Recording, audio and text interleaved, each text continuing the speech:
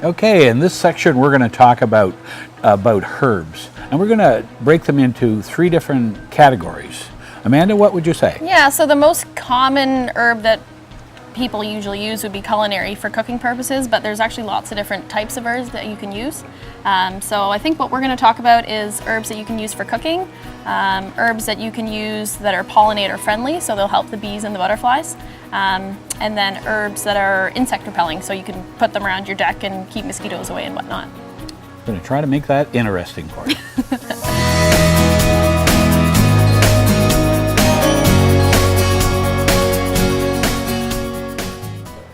Here we're going to talk about culinary herbs, and it would be hard to talk about culinary herbs without basil, one of the favorites. Yeah. That one.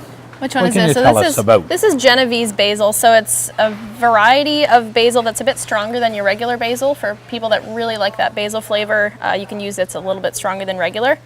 There's different types you can use too. Like this, though this is a more traditional basil. This one's good for pesto and stuff like that. Okay. We've got some different cool ones as well. If you don't know what type of basil to choose, we've got tri-basil, which is actually 3 basil plants in one. You can see the multicolor kind of starting to show on some of them. So there's a few different types of those. You're starting to smell them as we I know, disturb it smells them. so Yeah, that's nice. interesting. This is a new one that we're doing this year. This is Thai basil, so that's kind of like a hot and spicy basil, which would be an interesting one for cooking. This is borage. That's another culinary herb you can use. The leaves taste like cucumber. I actually tried one yesterday. Really? Yeah, they have a bit of a funny texture, but yeah, so you can use that in salads. I've heard that'll keep cats out of your garden. Oh yeah? Yeah. That's a good thing to know. Chamomile, I guess you could call that a culinary herb. You can make tea out of that. They have really nice yellow flowers. They're not showing yet, but at some point they will. One of the most interesting things about having your own herbs is that freshness that you get. If this is on a planter deck or in a pot right on your balcony, you just get so much enjoyment from going out and snipping little pieces off the plant. It keeps the plants compact. It's very rewarding. By using, yeah, exactly. Yeah. That's one of our demands for them, really. Yeah, for sure. So this is dill. There's a couple different types of dill as well. If you want to use dill for chicken or fish or something like that, the fern leaf is a really good one to use the actual leaves. Whereas if you're doing pickling, then the Ducat dill, this one here, that produces nice big heads with lots of seeds on them. So that works the best for pickling. What else do we have? Lemongrass. Some people use lemongrass in cooking. It's kind of a been popular. Spicy, the lemongrass has really been flavor. in demand as of recently.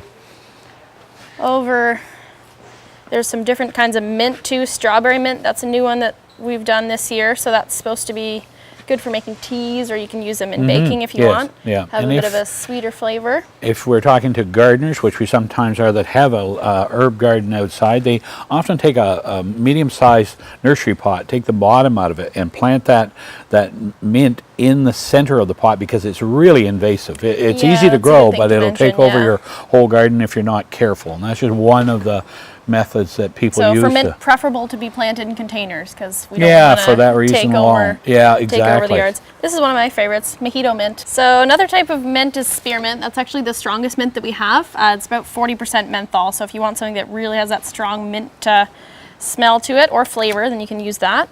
What else do we have here? We come into some interesting parsleys, and I guess everybody loves parsley. Oh, so yeah. you know my friend that's heavily overweight says you put one piece of that on any meal and it cancels all the calories. It counts as your vegetable. There's 2 different types of parsley. Curled parsley is a milder flavor. It's a bit more decorative, whereas the Italian parsley is the one that's nice and flavorful. So you'll actually use that for the flavor in your cooking. Super to have that on your windowsill in the kitchen or on your planter outside, you know. And as I said, it's so good to have these fresh. Yeah. You can't beat fresh parsley. Just having a nibble, having a snack. Rosemary too, that's another really popular cooking herb. This one's nice because it's a perennial too, so you plant it in the ground, it'll actually come back for you year to year. So that's something that'll save you the trouble in the future years. Then there's just some sage down here. Not as popular as the basil and the rosemary, but still a really, really nice culinary herb.